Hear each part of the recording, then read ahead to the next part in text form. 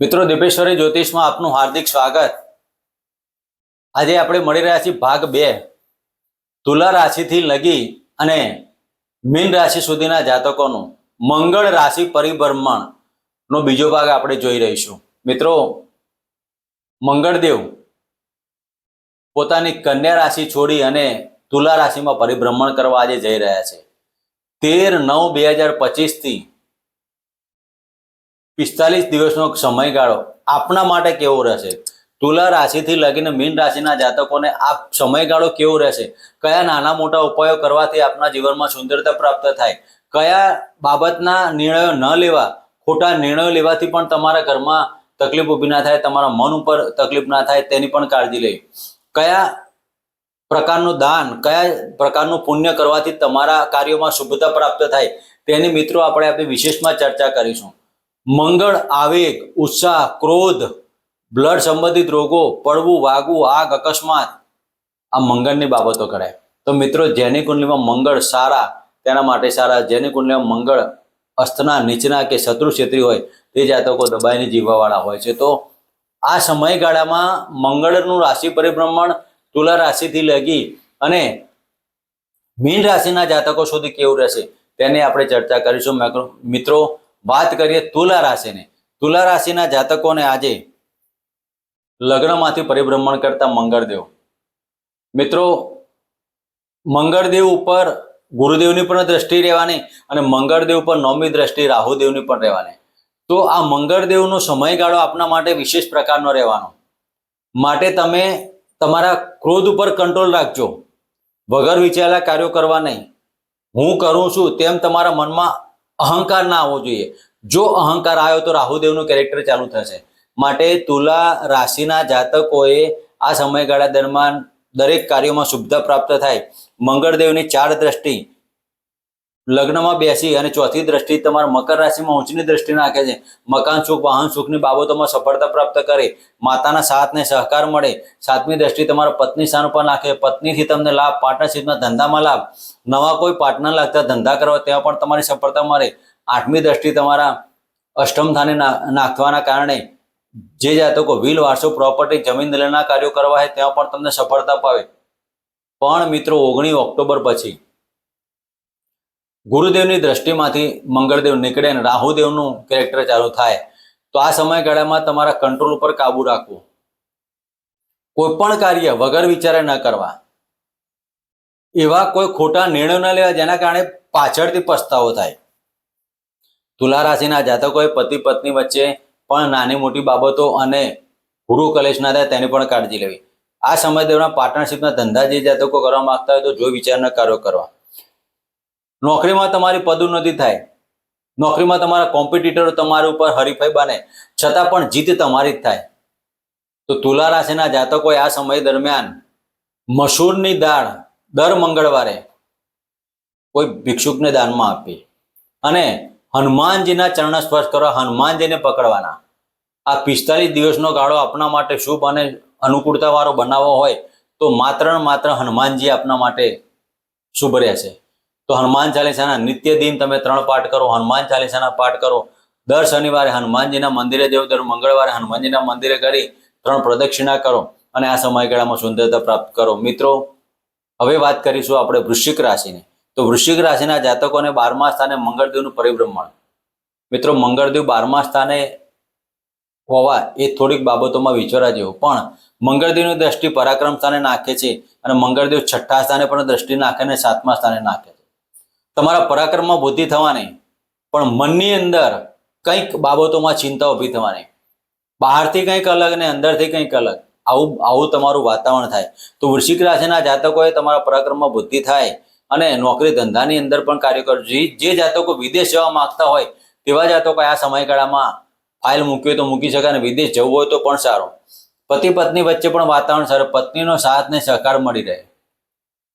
મિત્રો આ સમયગાળામાં વૃશ્ચિક રાશિના જાતકો જે કોઈ કાર્ય કરવા માંગતા હોય, પાર્ટનરશિપના ધંધા કે પતિ પત્ની, જે જાતકોનું દાંપત્ય જીવનમાં અધૂરું હોય અને નવું કોઈ દાંપત્ય જીવન જેવા પાત્ર સાથે જોડવા માંગતા હોય તો પણ આ સમય આપના માટે શુભ ને સારો બની રહે।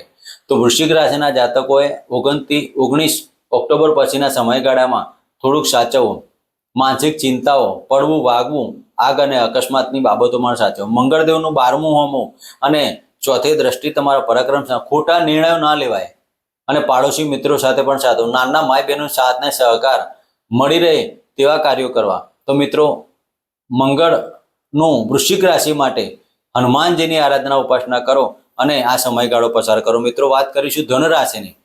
તો ધનુ રાશિના જાતકોને લાભસ્થાને પરિભ્રમણ કરતા મંગળદેવ મિત્રો પેટને લગતી બાબતોમાં સોલ્યુશન આવશે અને પેટને લગતા રોગો પણ ઊભા કરશે.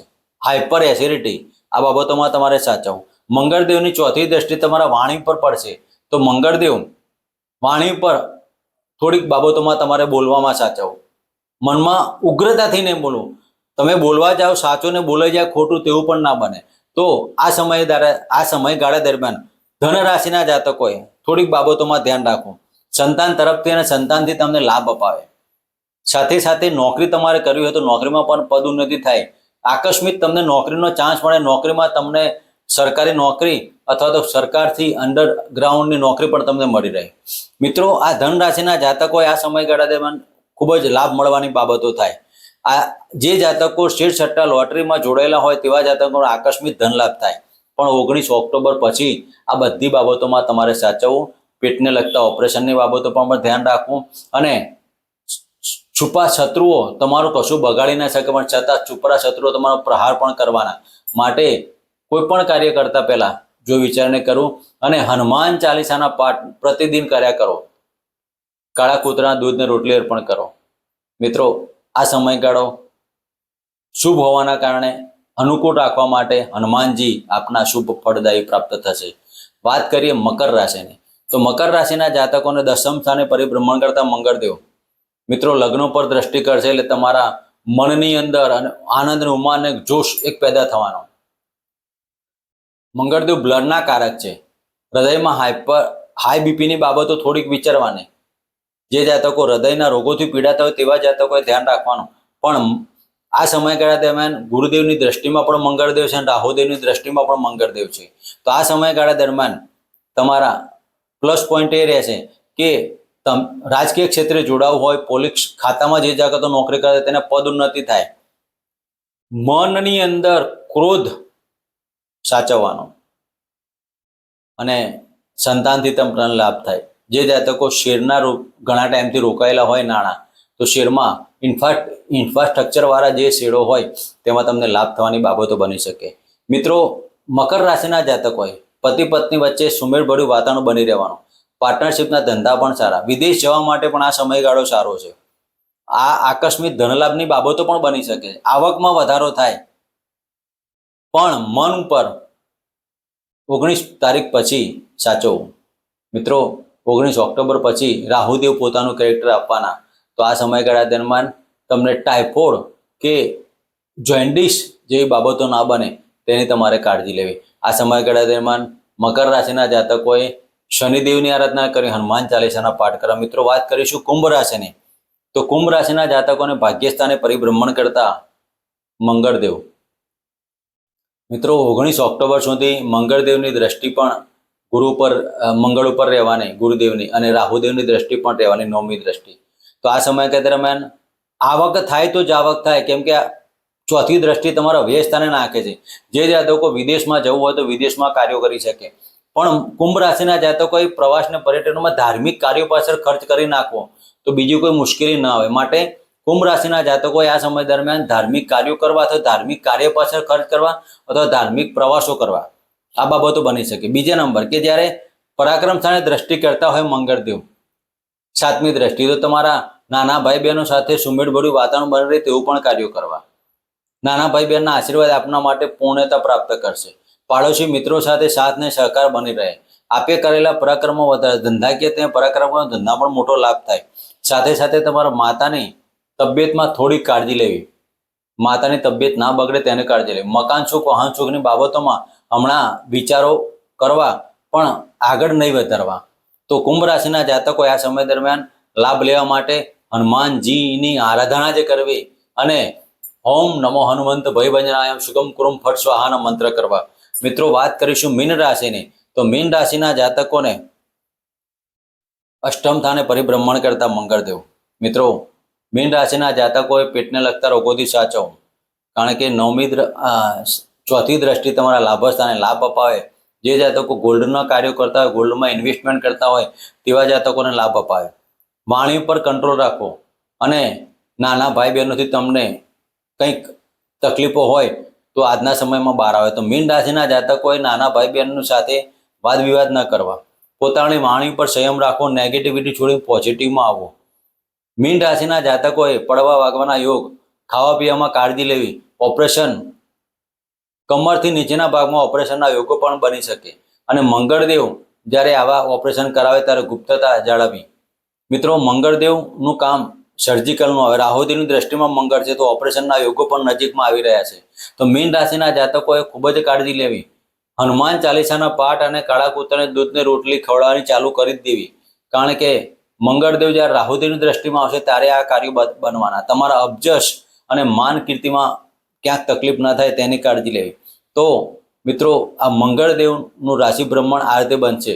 અને આ મીન રાશિના જાતકોએ શક્ય એટલા હનુમાન ચાલીસાના પાઠ કરવા અને શનિદેવની આરાધના કરવી. મિત્રો, જય માતાજી, જય શ્રી કૃષ્ણ.